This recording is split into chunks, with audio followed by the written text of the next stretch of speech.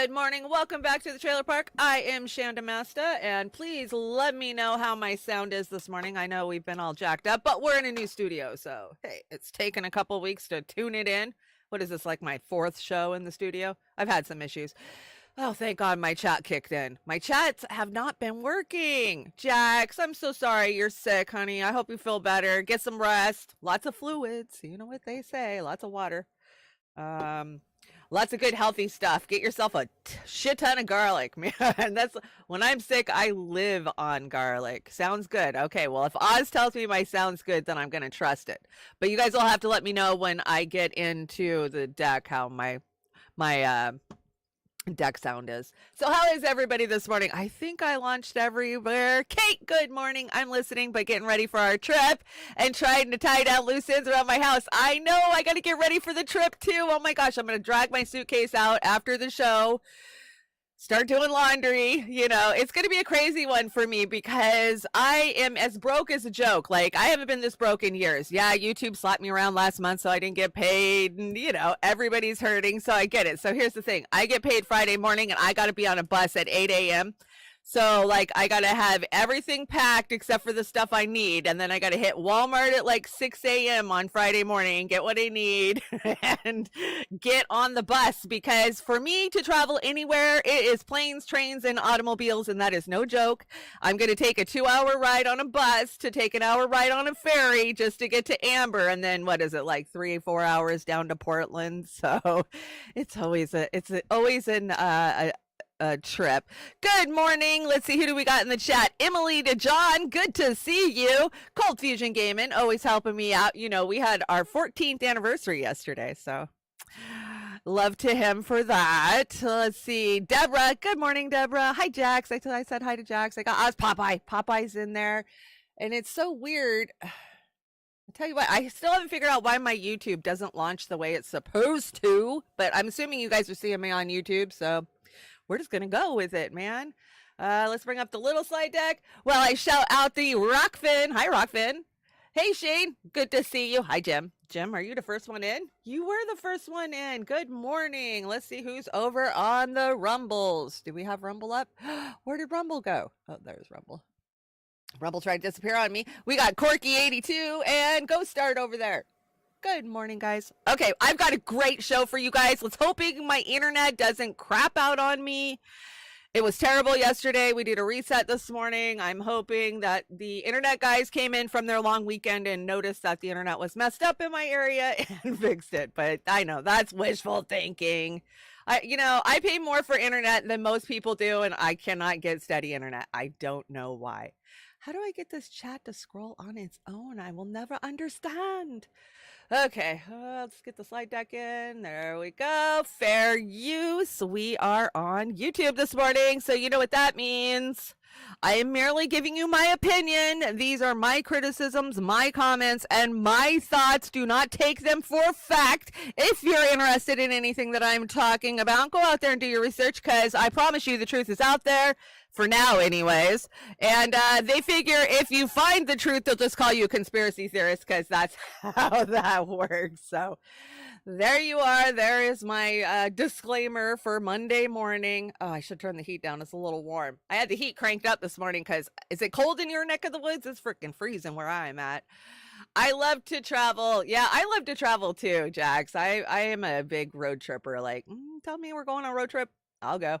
Even if I gotta sleep in the car, whatever. I've slept in the car across the country and back a couple of times. Had a blast. Saw some great stuff. It's all about meeting people. And when you meet other people and you start to see their culture and just how they live, you really see the similarities between all of us globally, right? And so that's why I never rank on a country's people. I will turn it down for you. Oh, thanks. Thank you. It is warm back here. So yeah, I think you get more empathy when you travel, for sure. I think everybody should be forced to travel at some time. I think people that stay in their little regional bubbles don't have a good grasp on the rest of the world and how different it is from us, right? Okay, God, my brain's a little rusty this morning. I can feel like it's a Monday morning. So, yes, we are traveling. I'm so excited. I get to go see Kate and whoever else shows up. There's going to be a lot of good people there. We got Scott Ritter, and sad to report, I talked to Mr. Craig Pasajardula last night, and he is on the other side of the country right now and will not be able to make it from what I understand. But we got Garland Nixon there, and Dave Rovick and Peter Coffin, and yeah, there's going to be a lot of good people to hear from and to talk about, to talk to. So yeah, my left speaker is the one working. Oh, is it just me? Am I only coming through on one channel? It looks like I'm only coming through on one channel. Hold on, let me pull up my voice meter. Where did it go? I'm on mono, so I should be bouncing on both channels. So weird I got to be on mono to have it bouncing on both channels. So weird. Let me know if it's only coming through one channel, guys. Let's move the slide deck. Okay. Maybe bring the little slide deck in so I don't have to work so hard today because my brain is firing slow this morning. Not all that coffee. Let's see. There's a little slide deck. There we go. Okay, let's just get started. We're going to jump right into it. There's a lot to talk about. Of course, we are in the midst of a ceasefire, which we have been calling for 51 days, 52 days, right? And there was a lot of talk of why they didn't want the ceasefire, and that was because they don't want these hostages telling the world that Hamas took care of them. They don't want the world finding out that Israel was holding, 15 and 16-year-old little girls for throwing rocks or saying something they didn't like. And not only that, they did not want the international media getting into Gaza so they can actually report the horrors that they're seeing, right? How many journalists have been killed on the front line of this war in the last 50 some days? Something like 62 the last time I looked. I didn't look at the new numbers this morning, but it's insane. It's absolutely insane. It's a war crime. I mean, you don't attack journalists. We know this. Did Chanda say that Pasta won't be at the conference? Yes, I did, Kate, sadly. Pasta's got a lot going on right now health-wise, and I just want him to get healthy and get well. So as sad as I will be, his health comes first, right? And then, let's face it, he is out there working hard, so I'm not going to give him a hassle about it. But I did give him a hassle. You got to know that. I was like, what do you mean you're not going? Finally, I got over it. We will miss him, but it's still going to be a blast. We got so many great people coming in. There's going to be a lot to do. So I'm excited to see everybody and, actually get some video footage in. I can't wait to sit down with Garland Nixon. Now, the last time I interviewed Garland Nixon, I really wasn't that familiar with his stuff. Of course, I knew who he was, but I didn't listen to him on a daily basis like I do now. Scott Ritter, the same thing. I listen to Scott Ritter and Garland every Wednesday morning. It's a great show over on Rokfin. So yeah, I'm excited to talk and to meet new people, right? I haven't got to expand my network in a while because Roar Media hasn't really been on the ground too much this year just because I've been having such a bad year with traveling. But so I'm excited for it. It's going to be fun. And of course, you guys will get all the highlights. I'm going to be posting videos and I'll probably go live to my Twitter and, do all that fun stuff too. So I've got a lot of on the road gear. I just bought a new portable light like 2 months ago. It's rechargeable, big ring light. So I'm excited that I get to bring that because lighting's always a problem. Like I get to try out all my new on the road tech. Good morning, Popeye. Southeast Digital Dive is here. Yeah, I'm just kind of waiting for everybody to come in. Jilly Love, you made my day. I am so happy that you are happy. I'm not even kidding. Like it gave me a nice warm feeling all over to know that you are in a good spot right now because you have been such a amazing mod for Roar Media and an amazing supporter since day one for us. I mean, let's face it, we've been doing this a long time now and people come and people go, but Jilly, you've always been there. So I'm so happy for you. Okay, let's get this show on the road. We got so much. We're going to start out with a TikToker. This man right here is named Giora Island. He's a retired Major General of the IDF and Israel's former head of the National Security Council. And last week, he wrote in an Israeli newspaper calling for the genocide of Palestinian civilians. Let's read. This was what appeared in the newspaper. It was in print, titled, "Let's Not Be Intimidated by the World." And let's go over what some of the translation says. He writes, "The way to win the war faster and at a lower cost for us requires the collapse of systems on the other side and not just the killing of more Hamas fighters. The international community is warning us of a humanitarian disaster in Gaza, and in the face of severe epidemics, we must not shy away from this. After all, severe epidemics in the south of the Gaza Strip will bring victory closer. We simply must not adopt the American narrative that allows us to fight only against Hamas fighters instead of doing the right thing, fighting against the entire opposing system." Then he says, they are not only Hamas fighters with weapons, but also all the civilian officials, including hospital administrators and school administrators, and yes, also the entire population of Gaza. He's literally calling for the killing of civilians as the right thing to do, and the implementation of catastrophes and epidemics to the civilians in Gaza to help further their war. This should be very telling. What do you think about this? That's all for this video. Thank you for watching, and free Palestine. That was gross. That was really gross. And the craziest thing, the reason I brought that is because we keep getting told, Kurt Boss is in the house. Good to see you, Kurt. We keep getting told that Israel's not calling for genocide. What are you talking about? They don't do that. They don't do that at all.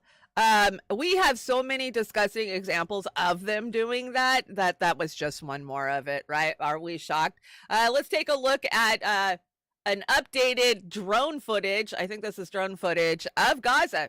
And you cannot tell me that this isn't just complete devastation of all infrastructure. 100% you can't. They're just targeting Hamas, and they managed to level a whole city like this.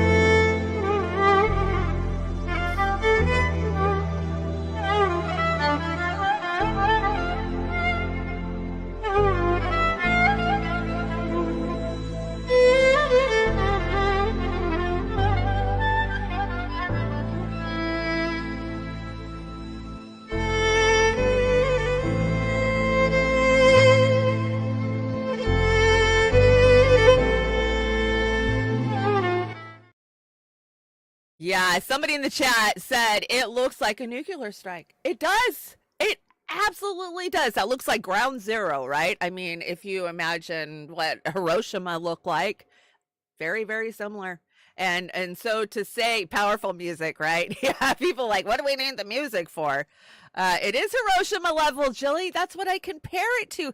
And the amount, the thousands of children that are still buried in that, Israel's not talking about that, right? You don't see Biden or the State Department talking about that at all. I just saw right before we went live that they pulled a newborn baby that has been under the rubble for weeks out, still alive. How is that even possible? I don't know, but that baby was blessed, I guess, right? I think I got this from Fee. Let's move. I don't know why I have mono sound today. If it's too bad, let me know. I will try to fight it. I've been trying to fight it, but I can see I'm only bouncing one line, which tells me I'm on mono. And I don't get it. I don't change my audio settings. Like when the show's over, I just close my studio out, go about my day, come back into my studio. And it's like this little audio demon came in and just started ripping shit out. I don't get it. I don't understand. So every day I'm working on my studio, and I apologize for it, but we will get there. Audio is Satan. Let's see. Let the Radicalize You says, I keep thinking about how Hamas hostages were all taken October 7th, 2023, and how so many of Israel's hostages were taken years and years ago. Yeah, I guess that's supposed to be snarky because look at this. So the hostages that we saw released in the first batch, a lot of these were young kids that were arrested when they were like 14, 15, 16 years old, and they've been sitting in an Israel prison for years. Look at how old this kid has aged. 2015 was when he got picked up for throwing rocks. I mean, and then there's these stories where they're like, oh, this one stabbed somebody. Really? You were really buying that? I'm not buying that, and neither is the rest of the world. So Norman Finkelstein says, I'm for freeing the hostages, all of the hostages, all 240 Israelis being held hostage, and the 2.3 million people of Gaza who have been held hostage, it says for 20 years, but come on. We know it's been much, much longer than that. It's been since 47, 48. And who would have guessed Albert Einstein was pro-Palestine? Listen to this. He says, it would be my greatest sadness to see Zionist Jews do to Palestine what Palestine Arabs, much of what Nazis did to Jews. So he saw it. Smart man, right? He saw it coming. You know who else saw it coming? Stephen Hawking. Imagine that. So that puts a little bit more weight to the AI is going to take over the world argument that Stephen Hawking's had out there. Hey, he was right about Palestine. He's probably right about advanced AI taking over our world. But we'll get there, right? Because Elon, he's been in Israel, and I brought you guys the clip. So in the meantime, what has the Commander-in-Chief Biden been up to? Oh, well, you know it. He's hanging out on the beach at Nantucket. Yeah, Nantucket Island. That's where those rich people live. It's one of those places where the rich people live. The poor people do not live in Nantucket. And he's building back better. I love the matching towels. I don't think I have one matching towel in my whole entire house. Like, every towel I own is probably something that I picked up at Goodwill or that I've had for 50 years. The luxury of having matching towels. It must be nice. Not to mention, you know, to be able to go hang out on the beach at the end of November. Oh my gosh, so gross. In the meantime, absolutely, this is Hiroshima, and yeah, this is Gaza. Very, very comparable. I mean, the only difference is one's in black and white because of color photography wasn't invented yet, you know? What can you say? What can you say after all of these weeks of watching dead babies in your feed? And now they're starting to do a little bit of a backpedal, right? We had Biden out there this week saying, well, I've been putting pressure on them, and I've been telling him that, hey, the international community is not happy with what you're doing, so you better step back a little. Do you think they really are?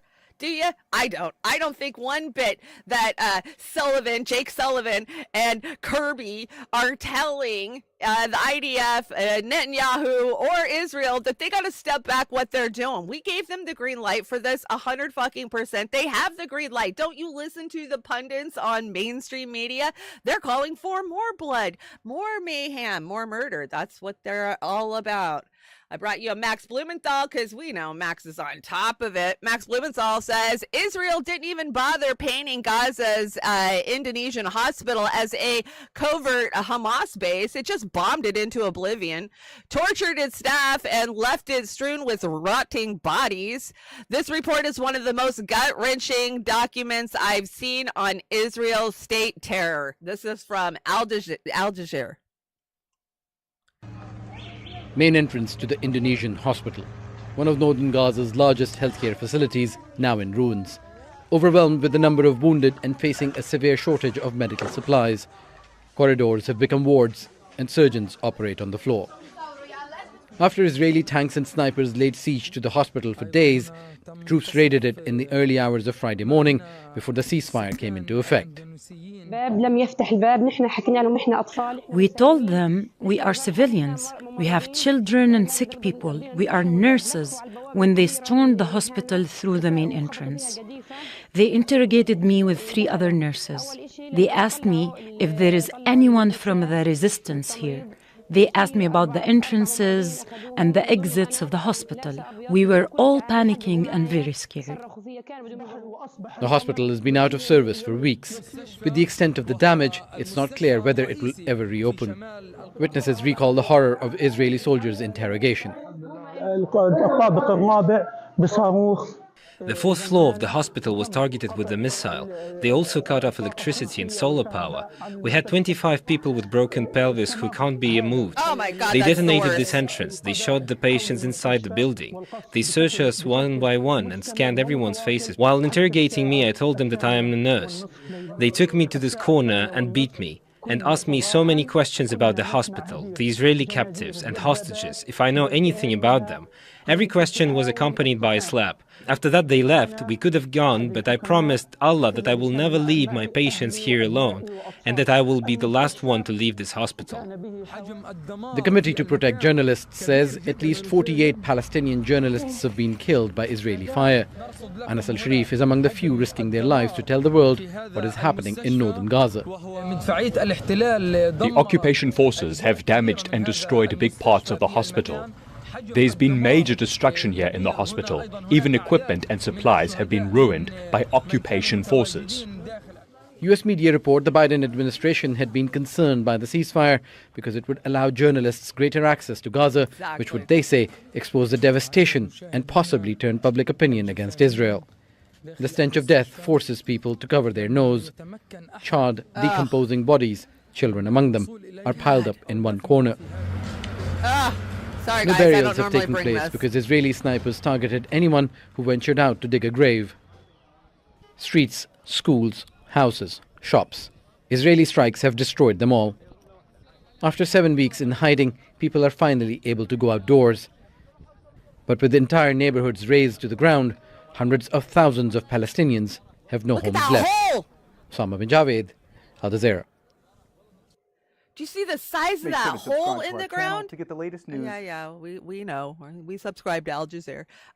Did you see the hole? I mean, there was multiple holes. They just bombarded that whole entire hospital. But what's the first thing you do when you want to clear people from a land? You take their medical from them, right? If they get no medical help, then they're going to keep moving forward. So that's why the hospitals were targets, not because Hamas.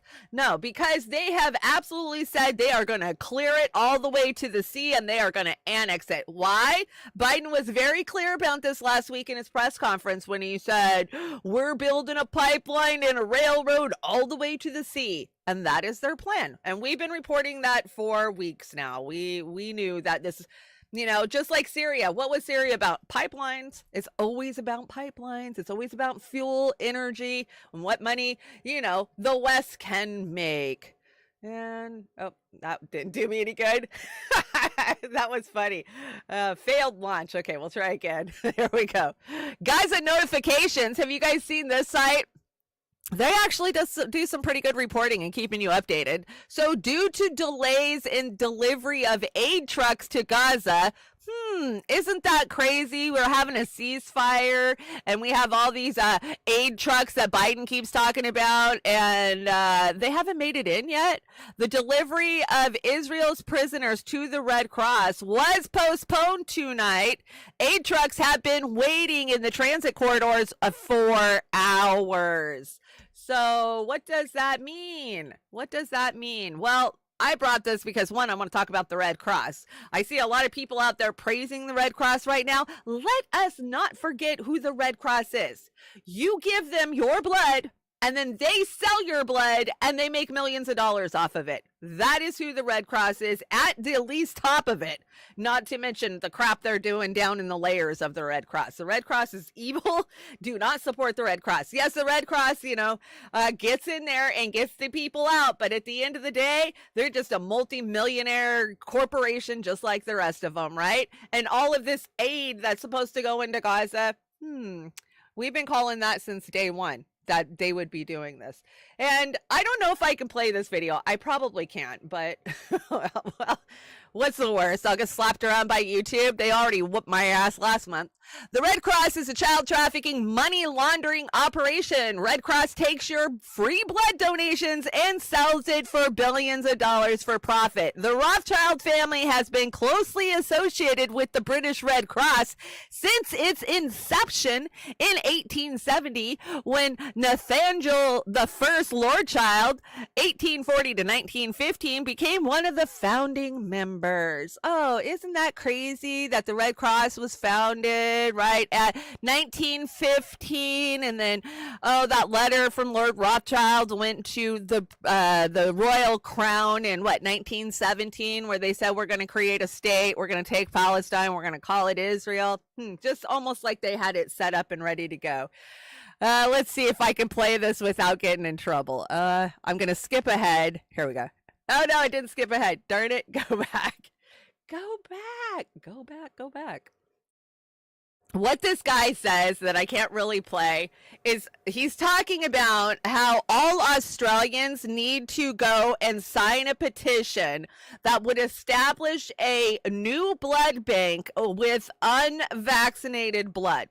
Because we're hearing a lot of reports that they figured out what those weird things that they're finding in people's bodies, you know, the big, long, stringy, how do I describe them without tripping the censors?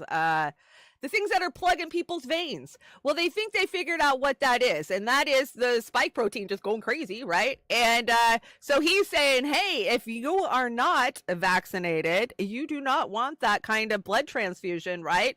Maybe we globally need to start screaming that we want access to unvaccinated blood, basically. So, and the rest of the world is just like, no, tapeworms. It looks like a tapeworm, but bad cookie, you're not that far off. But the whole medical community is like, no, there's no need to separate it at all. Everything's fine. And no, we need separate blood banks for sure. Of course, Amber King over at Brave New Future has been hollering about that since day one. She really has. So if you see a petition in your area, sign the damn thing. Sign it. But at the end of the day, will it matter? You know, if you go to a hospital and you're bleeding out, you're just going to take whatever they'll give you. And we know what that is nowadays. Tom Hartman, speaking of Tom Hartman, I saw somebody talking about Tom. Tom, guess what? They shut down the Manhattan Bridge yesterday. Who? That's right, protesters. Are you shocked? Ceasefire, not genocide. President Biden, take our side. Ceasefire, not genocide. President Biden, take our side.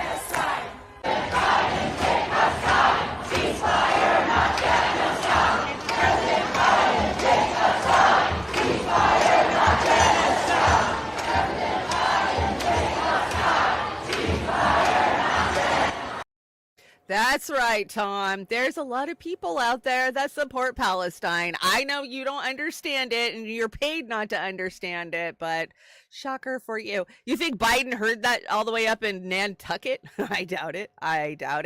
Let's see, what is this? This is, you got lawyers around the world wanting to put Israel in front of the Hague for war crimes. A BBC presenter confronts Israel's, did I bring the clip on this? Oh my gosh, the clip didn't make it. Sorry guys, normally I have the clip. But yes, we are seeing the Lawyers Guild all over the world. What did I report last week? There was 300 attorneys have come together to start charging Israel and America, because by proxy, right? We're their big brother. We're right there. We should be charged too with war crimes, because these are absolutely war crimes. We've been calling it out. We've been calling for, the Benjamin Netanyahu to be arrested. And I'm assuming this is AI generated, but wouldn't it be great to see some of these people in handcuffs some days? I know we never will, right? The only people who go in handcuffs are us, the working poor. But it would be good. I have the clip to that. I'll have to bring it to Wednesday's show because it's actually pretty good. The thing is when I write these shows, I have to download the clip and burn it. And depending on what kind of mood Google's in, depends on how fast they upload it to my deck for me. So a lot of times I'll upload stuff and it'll sit there, I'm not even kidding, for 24 hours. And it makes me wonder if they've got some kind of AI that is running all those clips to see if they're okay. Because I've had stuff just disappear off of my slide deck. So, this is what happens when you're dealing with these ABC entities like Google that we all know are government controlled. Remember the porthole, right? The damn porthole.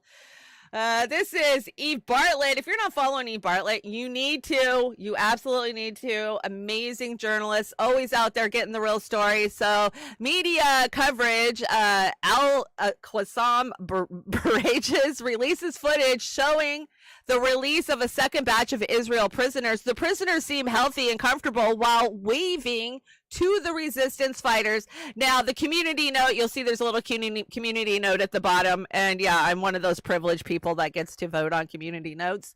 And basically, the community note was an opinion that said they made them wave at them. Like, okay, they made them be happy. We're going to let you go, but you got to be happy and wave at us. Does that make any damn sense? She will translate for me.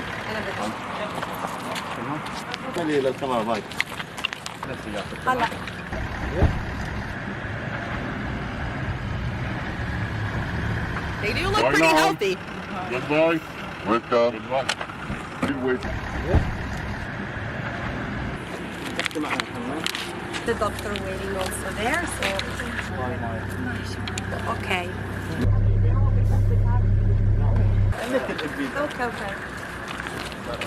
Welcome. Welcome. Welcome. Okay, come on. Sounds like he's saying wake up to him.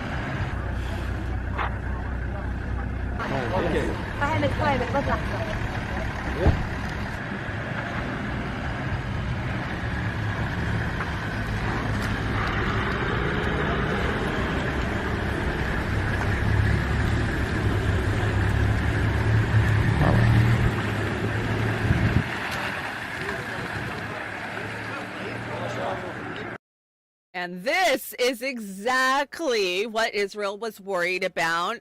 They were very worried that the Israeli hostages were going to come out. They were going to be healthy.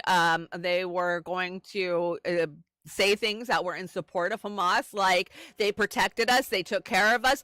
Look at them. They look healthier than all of the people we've seen in Gaza in the last 6 weeks. So obviously they were very well protected and very well taken care of. And I'm sure they went through horrors. This is war. I'm not going to say any different, but this is what the international community, the Western media, did not want. And you're not going to see any of these people doing interviews. I promise you. Not on the Israel side. And then if you joined us for Beauty and the Boomer on Saturday night, we brought you guys the videos from the Palestinian side, because media is not covering the release of the Palestinians.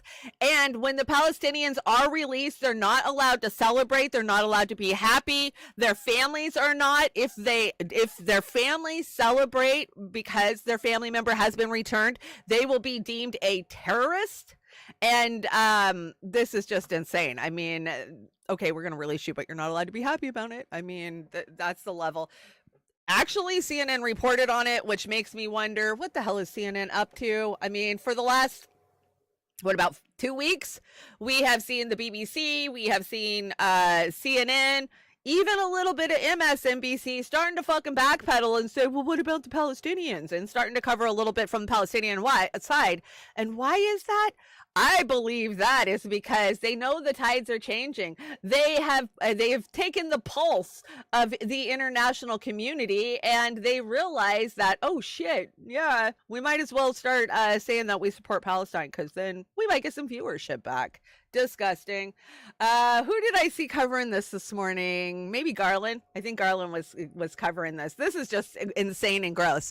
So Joe Biden moves to lift nearly every restriction on Israel's access to the U.S. weapons stockpile by easing virtually all limits on Israel's use of stockpile. Biden could undercut U.S. military preparedness and congressional oversight.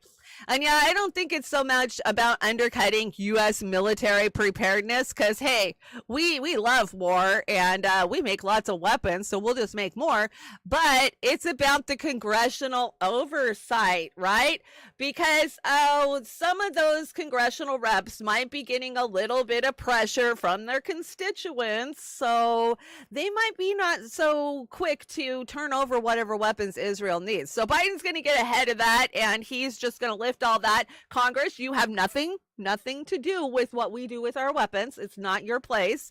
And yeah, Israel can take whatever they want. But we're in a ceasefire, right? We're in a ceasefire where Israel's getting ready to go back to work, it sounds like, where the rest of the world is like, can't we just extend this? Can't we make this a permanent thing, right? Richie Medhurst has got something to say about it. Richie has been on fire. He always is, but I actually had to choose between a couple of different Richie clips, so here's the one I chose. This whole notion that Palestinians have to just sit there and accept being bombed every fucking day by the Israelis, and accept not having electricity and not having running water, and accept their homes being turned to rubble, and they're not allowed to rebuild. They're not allowed to go fishing. They're not allowed to leave the country. Who said they have to accept this? No one on earth would accept these living conditions. How can you make Palestinians accept the unacceptable? And once again, let me make this very clear. There's no such thing as a Palestinian terrorist. It's a resistance movement. And they try to brainwash you into believing that all Palestinians are terrorists. Oh my God, they sent a gas balloon. Let me reiterate. Under the UN Charter, under the Geneva Convention, any people that are under a military occupation have every legal right under international law to resist by any means necessary. Fuck a gas balloon. If they had tanks, if they had a navy, it's their right to resist because it's their fucking land and you're occupying them with your military. Don't get it twisted. Israel's entire existence is based off of propaganda. They got to make you believe that Palestinians are terrorists and that they have the right to treat them like that. No, they fucking don't. Treating them like animals, treating them like prisoners, giving them curfews, turning off their electricity, banning fuel. Who the fuck does that? What are you, running a concentration camp? How fucking dare you justify that, you motherfuckers? And you send in airstrikes? Who on earth thinks airstrikes are a proportionate response to gas balloons or rockets? Yeah. What, those kids sent the gas balloons? What is this collective punishment? Starving people, shutting off their water and electricity. Who the fuck does that? Who the fuck And then they does call that? themselves the only democracy in the Middle East. That is not a proportionate response. That is a military occupation trying to commit genocide. And they've been doing that for 72 fucking years. Yep. But they want you to drink the Kool-Aid. They want you to stay brainwashed. Oh, Palestinians are terrorists. No, it's a resistance movement. Don't get it twisted, asshole. Don't get it twisted, asshole. I need that as a sound clip on my soundboard for sure. Could you imagine Richie and I having a conversation? Every other word would be F-bombs. It would be glorious. I know it would be. Richie, keep doing what you're doing. You are reaching so many for sure. So Egypt's talks ongoing to end the ceasefire. This is Ro. Oh God, you guys are in for a treat with this one. So Ro the Ho has been pretty dug in against, this is Israel's right. They were attacked. We need to go after Palestine. Okay, well, here we are with a little bit of a ceasefire, and Ro is starting to backpedal. I wonder if it has anything to do with that woman burning him to the fucking ground last week when she told him, you'll never be elected again, you'll never be president, you'll never be.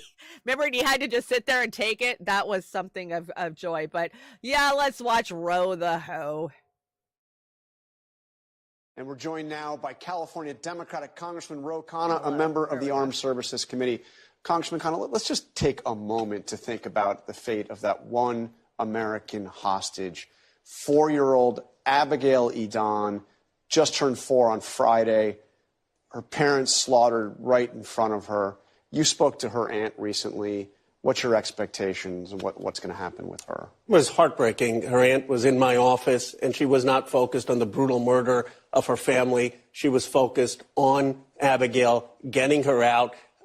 Such resilience. I mean, people in my office were in tears. She was not. She was just focused on the hostages getting out, as were other family members. That has to be our highest priority. And have you heard anything beyond what we just heard from the National Security Advisor about her fate or the fate of the other Americans? I'm not. I'm hopeful, but I trust Jake Sullivan. He's careful, and I trust appreciate Jake what Sullivan he and the too. president have done to help facilitate the hostage release.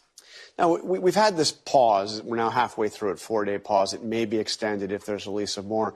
You had opposed the idea of a permanent ceasefire.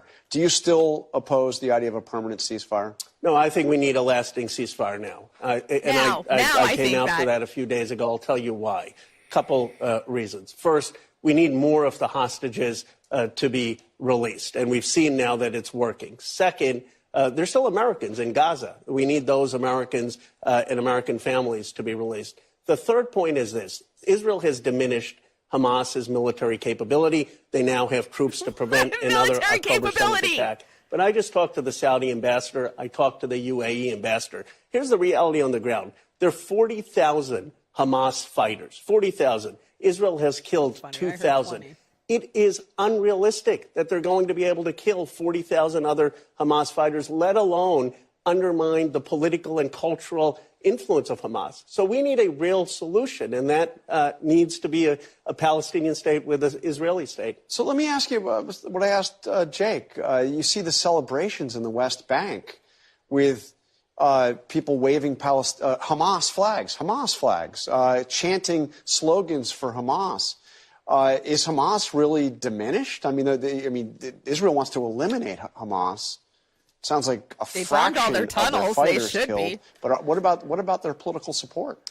Their military capability has been diminished with the bombing in northern Gaza. But their political support, and sometimes actually increases every time you have images of children and women killed. That's why there has to be a diplomatic solution. Until there is an independent Palestinian state, there is not going to be peace or security in that region, and America needs to show leadership. I believe our Gulf allies will help us if we bring the diverse Palestinian voices to the table. There needs to be one condition.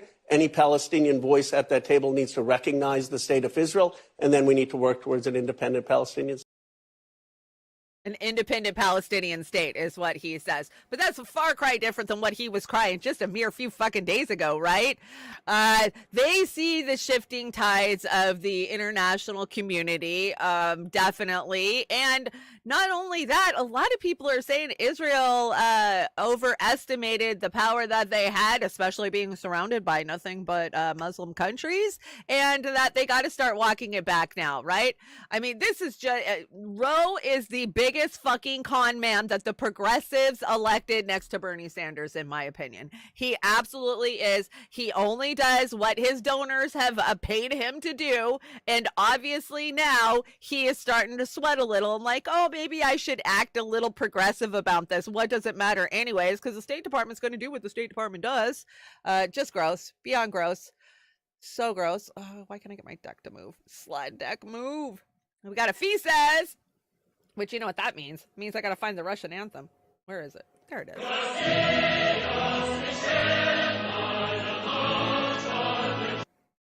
I just find that funny. Fee's doing such a great job over there. Okay, let's make this bigger. Of course, this is a hostage release. A recently released prisoner from Negev. Negev. Reveals the extent of the abusive treatment that they endured from the Israel guards. So let's check this out. طب الوضع في سجن النقب يعني أنت أول أسير بنقابله من سجن النقب. سجن النقب صعب جدا، قلة أكل، ضرب،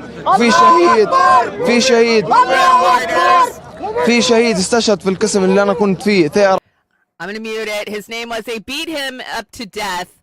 We all called them to bring the doctor, but the doctor came an hour and a half later and there was murdered. They did not care enough. They were laughing as he laid on the floor as if it was nothing. And his soul left his body because of the torture and the violence. They killed him for asking questions. They asked questions. They asked the guard if there was a ceasefire. The guard said no. They entered the same night and beat and killed him. Praise to Allah. A joy is not complete. Our sour. Oh, I didn't get the last one, but you guys get the gist of it, right? He's basically saying that other prisoners that were with him were beat to death for asking if they were possibly going to have a ceasefire or if they were going to get released. So I do not, a lot of people are like, oh, this is propaganda. No, it isn't. We absolutely know that Israeli tortures these prisoners. They're not even prisoners. They're kids in most instances, right? So make sure you're following Fee. She's doing great work over there. Always has. Let's see. Greg versus capitalism.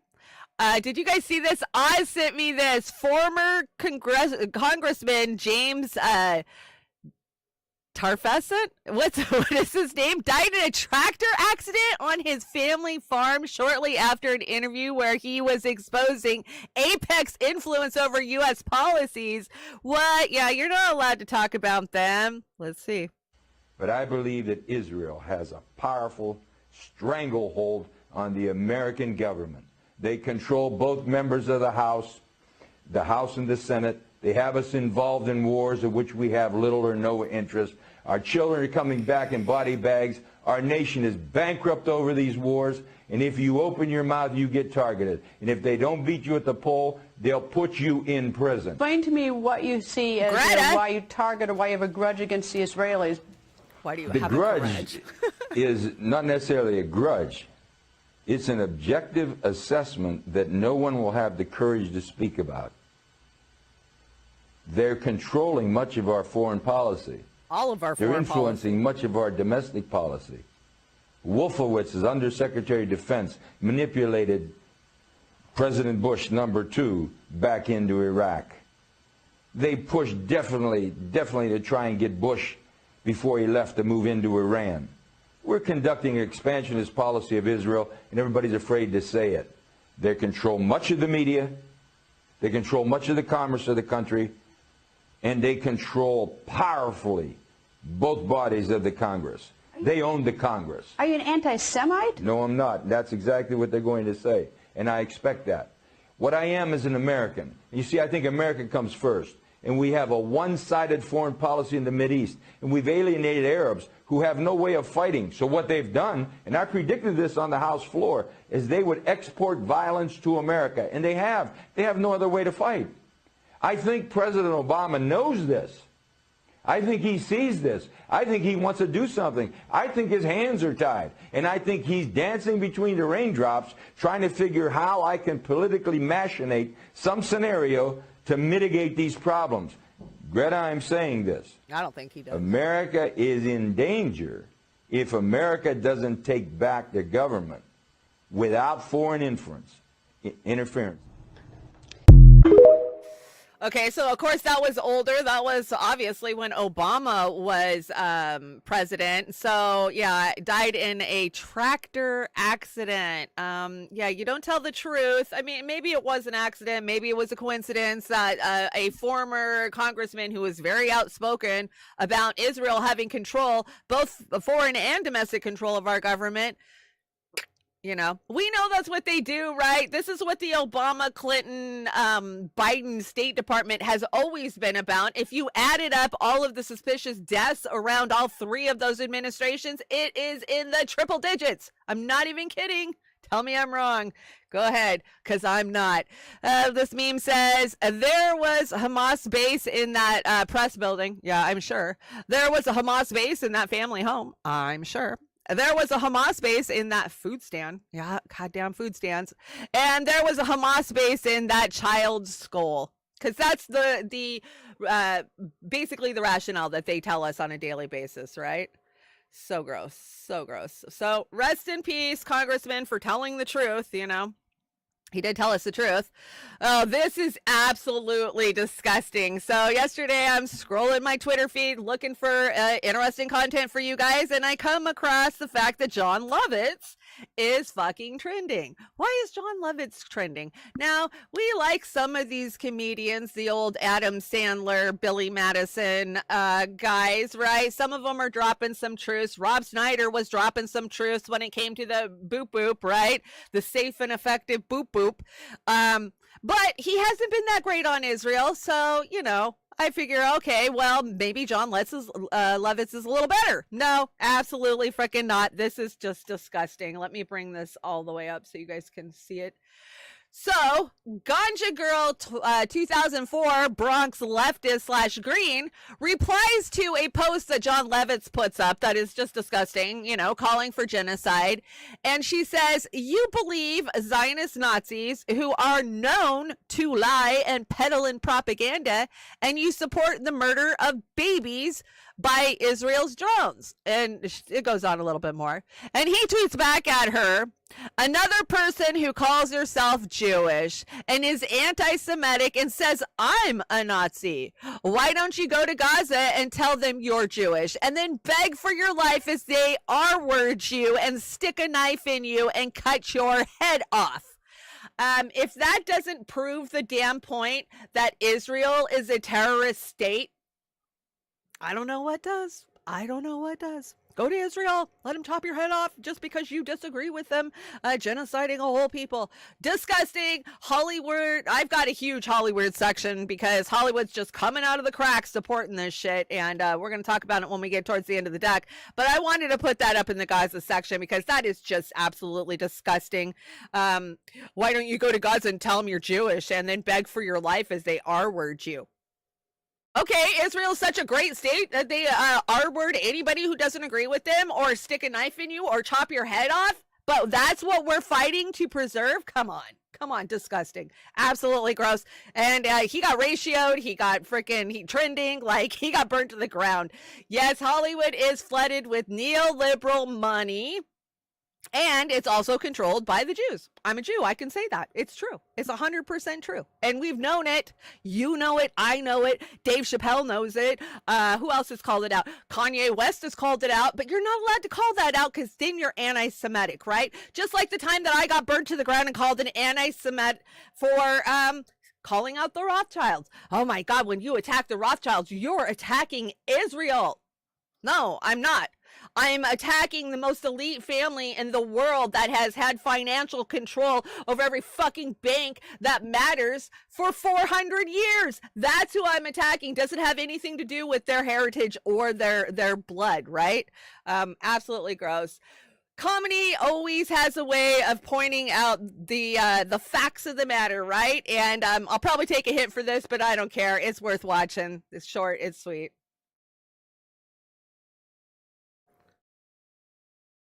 Building manager, he was actually this like really hardcore Israeli guy. He served in the army, the whole thing, and he would call me Miss Yaakov, which is the Hebrew version of my last name, Yakub.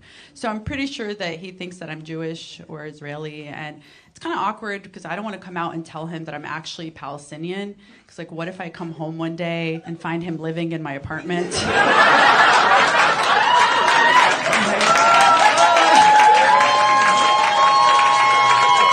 Like next thing you know, he'll tell me apartment 22 never even existed. Come on, that was funny. She didn't want to tell him that she's a Palestinian because then she'll come home and he'll be living in her house. Or better yet, he'll tell her that her apartment never existed.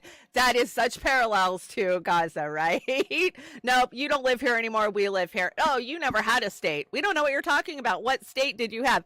You guys saw that clip where Aaron Mate was on some podcast and he's talking about, you know, the Palestinian state, and these guys are just losing their minds. Like, no, it never was a state. Yes, it was a state. There's a freaking shit ton of maps out there that prove it was a state. Go ahead, gaslight us some more, because that's all we do is gaslighting. You know, they had been setting this up for 72 years, even longer than that, right? If you go back to pre-World War I, they have been setting this up. And David Icke, because David Icke is so unliked and because he is so shadow banned, and you know, he's not allowed in 22 countries. What does he say that is so threatening that 22 countries like, we got to keep this guy out of here? So that makes me like him all the more. That's why I bring his stuff. And this is a good history lesson that I did not know about. So let's check it out. David Icke says, I keep hearing that bombing Gaza is good because Israel is the bulwark against Sharia law. What is bulwark? I don't know. Must be a British thing, right? Let's see. Against Sharia law, taking over Europe and the U.S. Who do you think has been funding and manipulating the open border policies and the Middle East wars that have caused the mass migration with Sharia law into Europe? This is Jewish activist and wife of a rabbi, Barbara Spectre. Let's see, describing many years in Sweden how anti-Semitism was rising because of the role of the Jews, and the Zionist fake Jews were systematically planning to turn Europe multicultural. Wake up, people. The same fake Jewish network is both transforming the demographic of the Western society and telling you that genocidal actions in Gaza are necessary to stop the transformation of the West demographic. You have been had. Okay, let's watch the clip. Such. As we heard, there are people in Sweden who support Israel and have a deep sense of the injustice of the present situation. It's these people who give hope to those who still believe that things will get better here.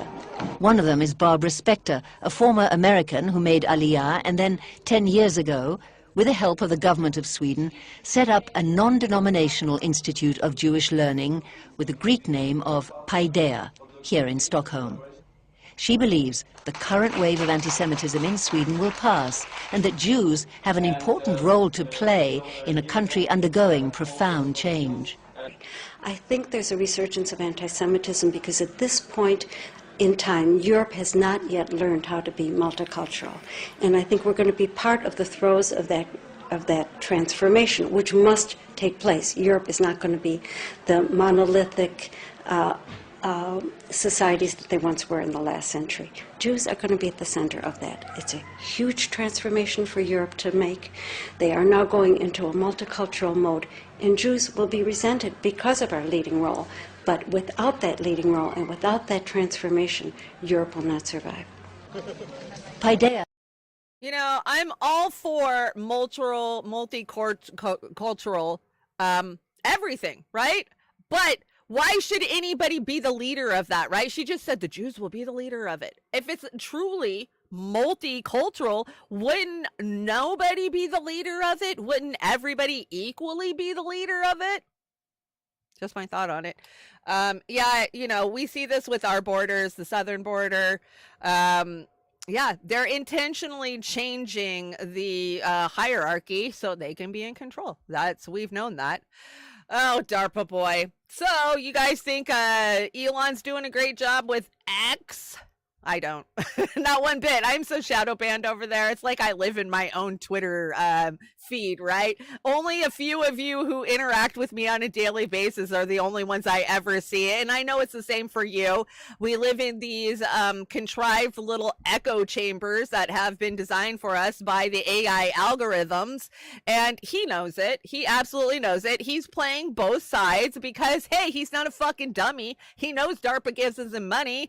And so he went over this weekend and did a little ass kissing. But I gotta say, the bulletproof vest they gave him seemed a little small. I don't know. You guys tell me, what do you think? It's almost like they wanted him to get hit or something. מי שיחרים אותנו מוחרם בעצמו. בשנים האחרונות קידמנו בארצות הברית, ויש כבר ברוב המדינות שם חוקים שמי שמחרים את ישראל נענש בעצמו. You boycott Israel in America, you will be punished, and we don't care. We are fighting it. I can't believe I'm seeing this. In the last few years, we have promoted in the U.S. Israel has promoted in the U.S. And now there are laws in most states here in the U.S. that state anyone who boycotts Israel will themselves be punished. This is Netanyahu openly saying they interfere with our legal system here in the United States. And freedom of speech, right there. Is when the terrorists infiltrated into the Look, it looks a little small. This is the house of being With dozens of... Look, this is where they put their gas bombs.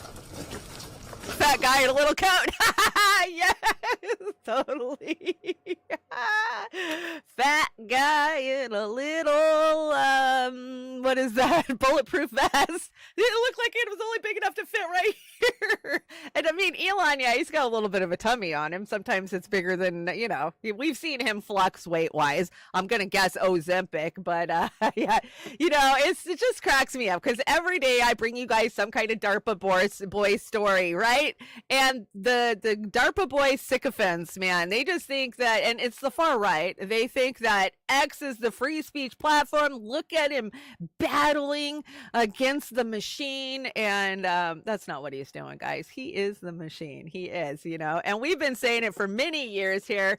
Fuck Elon. Oh, you can't see it today, but yeah, this is my fuck Elon coaster that Pasta gave me many years ago. I use it every day. Yeah, fuck Elon. So yeah, don't think that he's pushing back against genocide that hard, because he absolutely is not. Okay, we made it through the Israel-Gaza war section. Let's talk about some crazy shit. I got a lot of weird, eclectic stuff on the deck, so from here on out. And let's start with a little bit of a palate cleanse. And I brought you guys, is it a rabbit? Is it a squirrel? I don't know. And then, of course, a beaver, because who doesn't like a dumb beaver?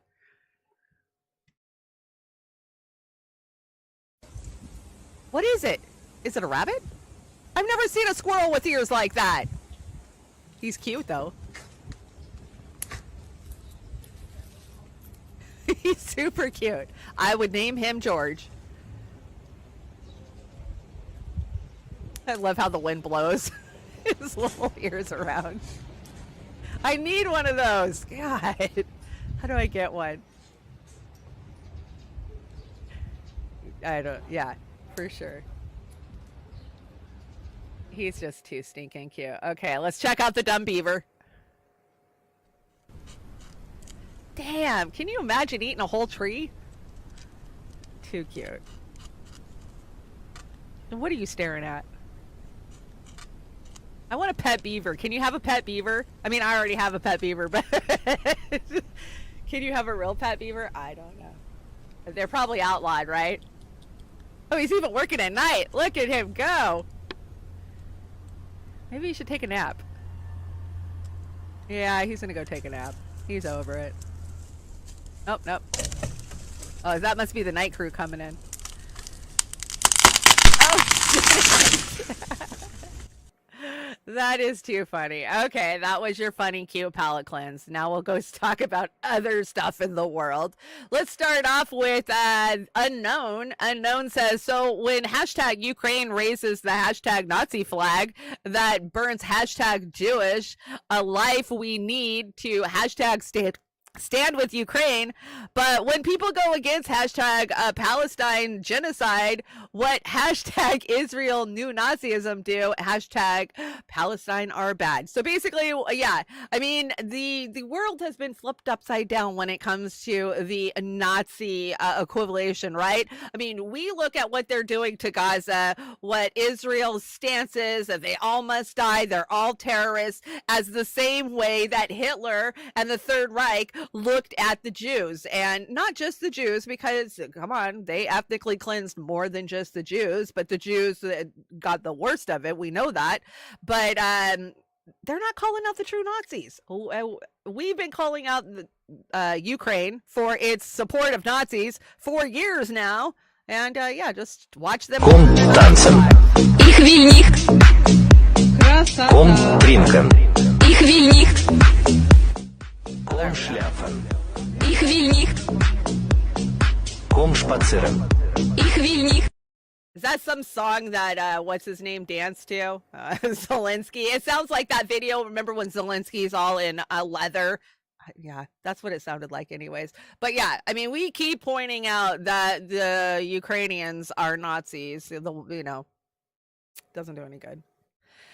They flip it upside down. Liquidowski, this one's pretty funny. Let's see. Okay, so Luke Wadowski, We Are Change. I still support We Are Change. He does great work over there. The Ukrainian men who sacrificed for this. BlackRock is set to rake in, wait for it, $1 trillion rebuilding the destruction that they financed in the Ukraine. Are you shocked? We called that a long time ago. We told them, hey, BlackRock will just go in there and rebuild it. Everybody will make money. So Klaus says, what are we proud of? It is that we penetrated the global cabinets of the countries with our WEF Young Global Leaders. Yeah, they are very proud of that. And they got a new one in Argentina last week, right? He's a WEF Young Global Leader. We've had a lot of those, the Young Global Leaders that have, let's see, we got Trudeau. Remember Jacinda, she was one. Macron is one. Here in America, let's see. Newsom's one. There's Tulsi Gabbard is one. Like, yeah, Klaus has got his little... his people on a leash, right? The World Economic Forum. Did you guys hear about this? This should have been up in the other section, but we'll talk about it now. So hate crime happening in Burlington yesterday, Burlington, Vermont. Shooter live update. Oh, this is a live update. 3 Palestinian college students shot on their way to dinner. The shooter did not say before firing at them at least 4 times. He didn't say why he was shooting them at all. I can't get to the article. I got to figure out a new way to bring in articles since I'm in this new studio. Anyways, the article went on to say that they were just walking down the street in a quiet Burlington, Vermont, and they were going to go to dinner. And this guy came out and didn't say anything, just started firing at them. And they absolutely think this is a hate crime. But here's my thought on it. Bernie fucking Sanders, if you would have been calling for a fucking ceasefire, maybe you wouldn't have stoked the hate so much in your community to where a 48-year-old man will want to go out and kill a bunch of freaking kids. I do think that they survived. I think there was shots. I don't think anybody was killed from what I heard. But am I wrong? Am I wrong to blame Bernie for his fucking rhetoric? I mean, when it's reversed on us, they go, oh, it's dangerous, anti-Semitic rhetoric. You caused this. But when it's vice versa, no, it had nothing to do with it. It wasn't a hate crime. I mean, I see that the state police are even already trying to brush it off that it was a hate crime. Oh, no, it wasn't a hate crime. Just some crazy. That's all. And I'm sorry, I do blame Bernie for his rhetoric. Maybe if Bernie was a little bit more, I don't know, progressive and actually called for a ceasefire for the last 6 fucking weeks, but he didn't. I don't expect anything out of Bernie any longer. He is on his knees sucking the Biden administration off daily. So that's what you get from Bernie frickin' Sanders. So last week we had some pretty heavy riots going on in Ireland, right? I would love to hear Claire Daly's take on what's going on in Ireland. She doesn't really cite anything that I know of. If you guys see a video of her talking about it, send it to me because you guys send me the best videos. But they're working on a new bill that says, well, that I am, a criminal because of my speech, and the things that I do could be construed, and I could be locked up under this new bill. So let's check out this new bill they're working on. It's called the CJ Bill 22. We're going to make sure that we make those changes to our laws in the next couple of weeks to allow the Gardaí to use that evidence and go through that evidence and identify the people who are involved in these actions, and we are going to get them. In addition to that, I think it's now very obvious to anyone who might have doubted it that our incitement hatred legislation is just not up to date. It's not up to date for the social media age, and we need that legislation through, and we need it through within a matter of weeks, because it's not just the platforms who have a responsibility here, and they do.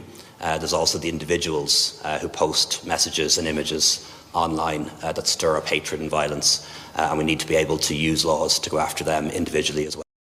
Okay, so he needs laws to go after people who cause hate and discontent on the internet. And I love this meme. Whoever made it was on the ball. It says, "What are you in for?" I made a meme that the Irish government didn't like. I mean, when you really look at the verbiage in this bill, basically anybody they deem as causing strife can be picked up by the government. I mean, yes, this is Ireland, and they do things a little different than we do, but are we too far behind them? I absolutely do not think so, right? There's going to come a time, and I think it's coming very, very soon, where people like me, we will live in fear. There will be knocks on our door. We could be whisked away to some institution, some camp, some, private prison. Maybe. I don't underestimate it, and I haven't since the day that I got into this business, right? I expect that at some point I'm going to have the fear of my freedom or my life levied against me because of my speech. And I do not fear death. So go ahead, put that gun to the back of my head and tell me if I don't shut up that I'm dead, because I'm not going to shut up. As long as I have breath in my lungs, I'm going to scream the truth. And I hope that's what I do here every day. I try. I really do try. Let's see. DC homicide rate reaches a 20-year high under Biden prosecutor, because they're busy prosecuting fucking Trump. They ain't got two shits to give about actual crime. This just cracked me up. Like, seriously, we know what the Biden administration has been focused on, and that is the big orange man bad, right? And they won't even admit that crime is on the rise in all of these blue cities, right? Seattle, Portland, San Francisco, New York. It doesn't matter. DC, they just lie and go, no, crime's been good. I don't know what you're talking about. Crime's down. Crime's down more than it's ever been in our whole entire life. Even though more people are living on the streets, more people are homeless, more people are jobless, more people are foodless, food insecure. And we know those things lead to crime. And they just are going to ignore it. They'll just ignore it. Super Troopers. Yeah, I love the Super Troopers up there for sure.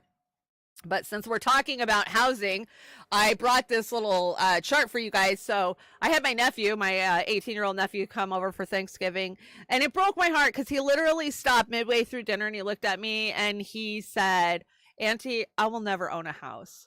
And I said, "Yeah, you're probably right. You never will." Like, I hate it. I hate what we've done to you guys, but that's the reality of it is you will work for a company, a corporation, and if you're lucky, you'll get access to a corporate car and a corporate house and a corporate store like Amazon, right? Amazon can just own it all. BlackRock, Blackstone, what does it matter what black you call it? Is they own everything, right? So sadly, our kids will not be owning houses. And they want them living in the 15-minute cities anyway. So if you can't make this up, the monthly payment of a new mortgage has doubled since January 2021. What happened since January 2021? Oh, that's right. The Biden administration's been in control of everything. In 2021, the median new mortgage payment was $1,500 a month. So if it's doubled, there you go, math, $3,000 a month, and still rising as mortgage rates hit 8%. 8%, that's insane. This is exactly why a record 35% of all transactions are now done with cash. That's crazy to me. 35% of all houses that are bought right now are being done in cash. So the rich, they don't take a 30-year fucking mortgage out. They're not going to pay that 8% tax on it. No, they're going to pay cash for the whole damn thing. 35% of all mortgage transactions right now are in cash. That's mind-blowing. Taking on a mortgage simply has become too difficult for many Americans, for most Americans. I'm going to say for most for most, especially if you're under 30 years old, right? Housing affordability is a crisis. Yes, it is a crisis. We've screamed at our elected reps for years and years and years now. I've been screaming for 10 years at them. What are we going to do about affordable housing? Well, what are we going to do about homelessness? Oh, we'll bring in some corporate entity, some think tank to think of a way, and then they'll siphon the money off the top. And, like our local homeless shelter, $10 million. They lost $10 million in 8 fucking years. They don't know where it went. They can't account for any of it, and they don't have to. That's the bad thing. And let's see, I think I have one more chart. Yeah, these are the housing markets globally. This is kind of shocking here. So where's the number one? Doesn't give me the number one. Number one worst housing market. So these are the least affordable markets in the world. Number one, Hong Kong. Is that shocking? Not for me. Who's number two? I don't see number two. Number two is Sydney, Australia. Okay. They didn't do this. Number 3 is Vancouver. Ding, ding, ding. Kate, you are a winner. Number 4 is Honolulu. Imagine that. Number 5, San Jose. Number 6, Los Angeles. Where's 7? Number 7 is Auckland. Or is that Auckland? Auckland. And number 8 is San Francisco. Where's 9? 9. You got to jump around looking for these. 10 is Toronto. That's not shocking. 11 is San Diego. Where's 12?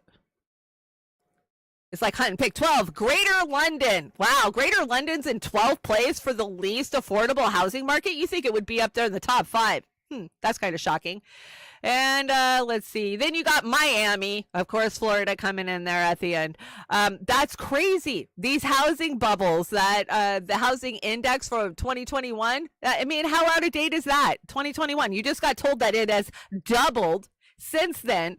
But this is the UBS index that's out there that they're going off of. So if you're thinking of moving to any of these major areas, maybe think again. You're probably going to have a hard time finding a place to buy. What are we going to do about the housing market? It's not just here in the U.S. It seems to be globally, right?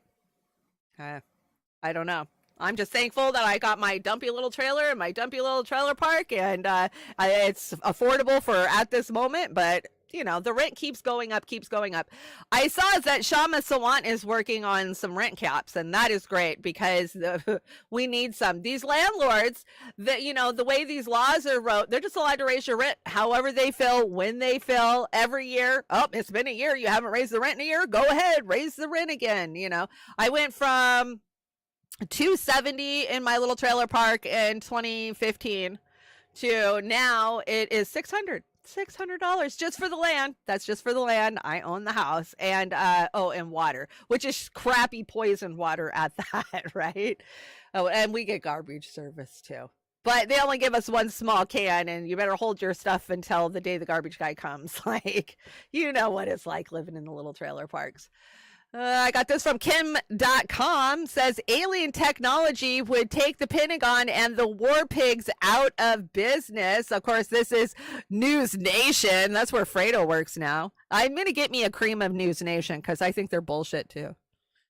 We were denied access to the SCIF, and so to my knowledge, what's going to happen now is not only do we have the support of the chairman, but they're going to get a nice letter from Congress. And as you heard, Representative Ogle said, if we're denied, we're going to use the Holman Rule and we'll defund the position. And I was told by leadership that it was blocked by the intelligence community, not the intelligence committee, but the intelligence community. And that is a very chilling effect. If someone can reach through the veil of government and pierce it to the point of we do not have access to something, you got to start asking yourself who the hell's in control.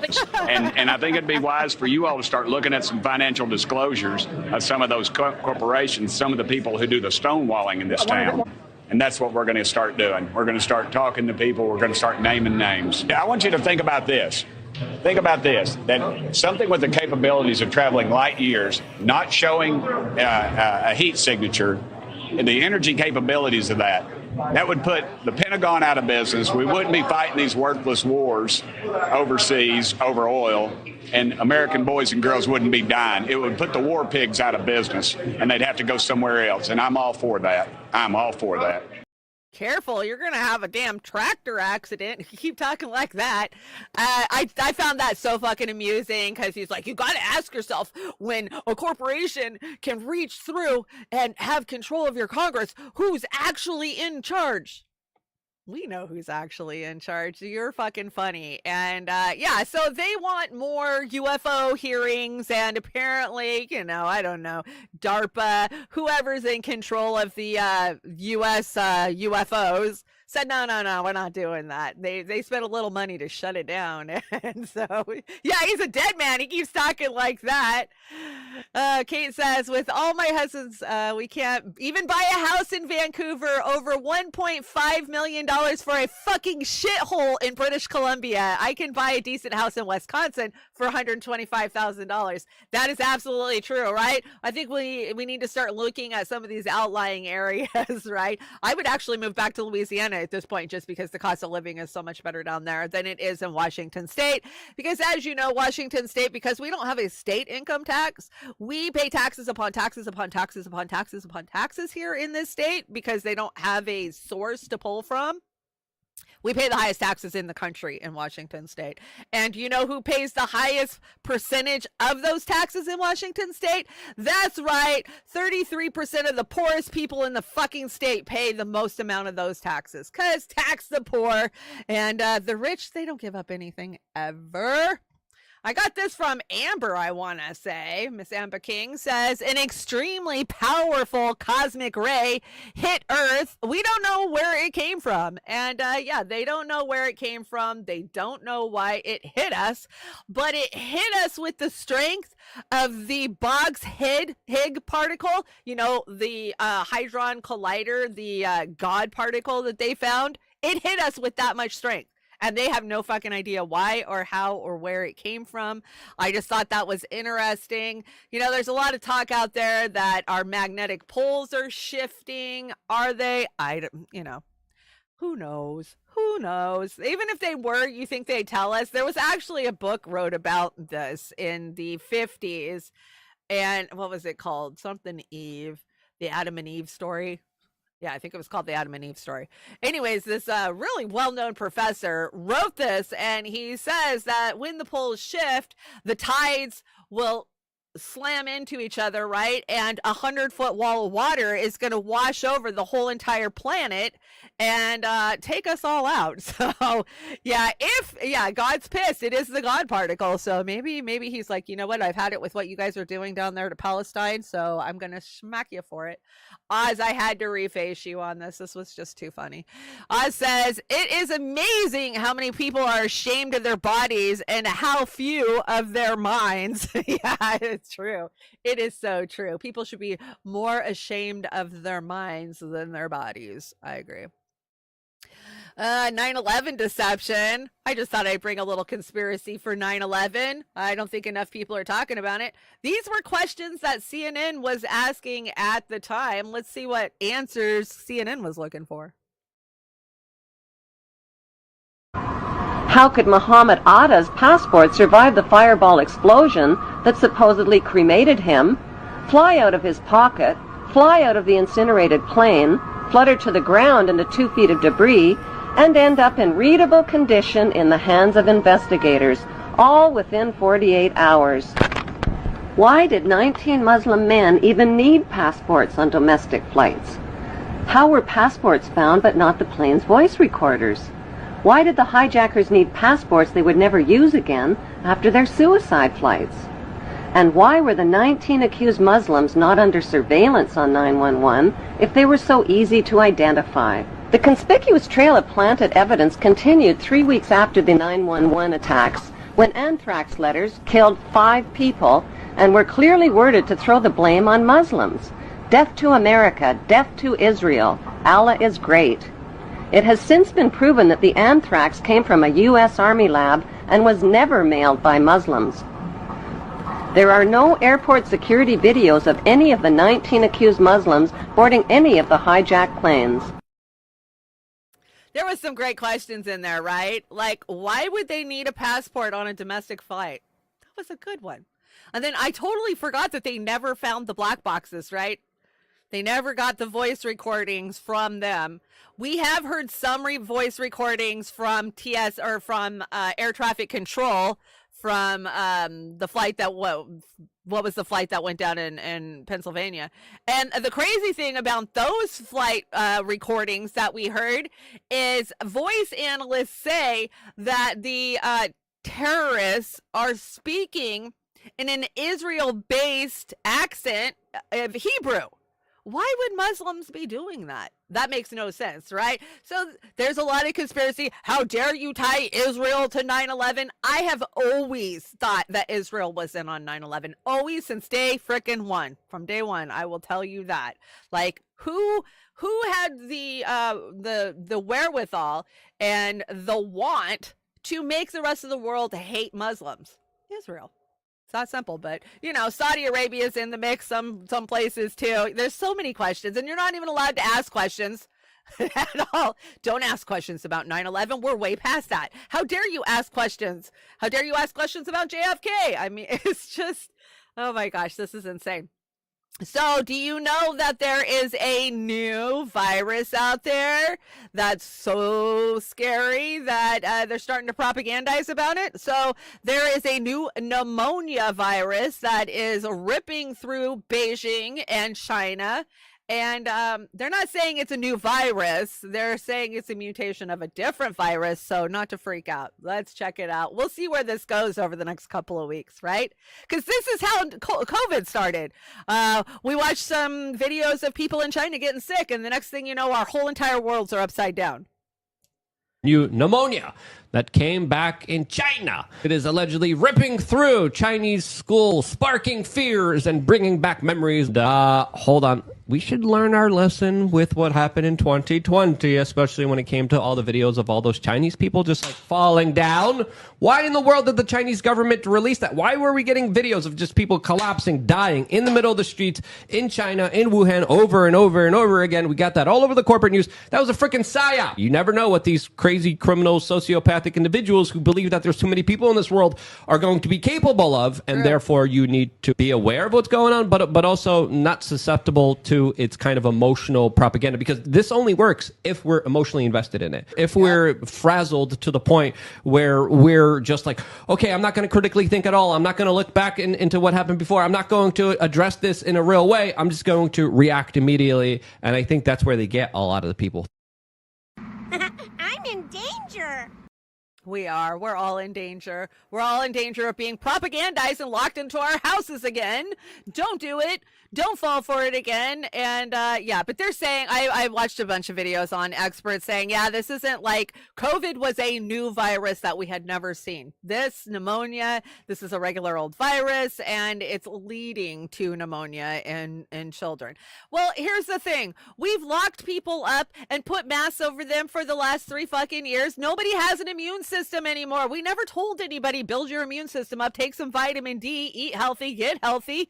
We didn't do that at all. We said, lock yourself in your damn house, put a mask on, and Purell and kill every germ that comes near you. Now, I'm a little scared for myself because honestly, I locked down 3 years ago and very rarely do I go out. I'll go run errands, right? Or I might go to a couple of meetings here and there, but I haven't been in large groups and I haven't been sick in 3 years. Like, I was like everybody else. I get one good cold, maybe a couple times a year, one in the spring, one in the fall, especially with the years that I smoked, my lungs were really bad. So I picked up whatever very easily, but I have not been seriously virus sick since I had COVID years ago. And I'm a little concerned that this year is going to be the year that I'm going to go out and actually bring something home that's going to kick my ass because I haven't been sick in 3 years.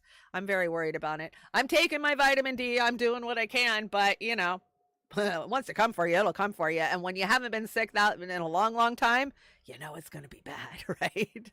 I'm truly fearful of catching something now. Not that I'm scared of COVID. I'm more scared of the regular old fancy dancy flu that went away years ago coming for me. The flu is back and it's mad, Popeye. Yes, I'm scared that a mad flu is going to come for me. Like, bitch, you haven't had your dose of basic flu for the last 3 years, so you're going to get it all at once now. I worry about all of us. So let's work on our immune systems. Let's take the vitamin D. Let's, get healthy. Lots of fresh fruits, vegetables. You guys know the routine. You guys are healthier than I'll ever be. I already know that. Did you see Donald Trump's Thanksgiving? This is Donald Trump Jr.'s Thanksgiving post. Hope y'all had an awesome Thanksgiving. Be thankful that the FBI is watching the real terrorists and the real terrorist threats. So yeah, I am so thankful that the FBI is out there doing what it's supposed to be doing. Come on, work for me. I'm trying to get my FBI. My slide deck decided to quit working. Oh, there it is. FBI, open up!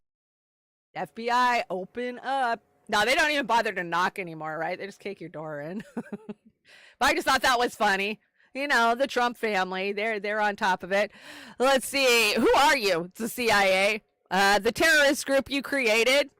CIA says, did you know did you have the slightest idea how little that narrows it down for me? And yeah, that's it too, right? Because they created them all, every single one of them. So, Kamala Harris's campaign manager or speechwriter has stepped up to claim his job. This is cute. This is the Babylon Bee.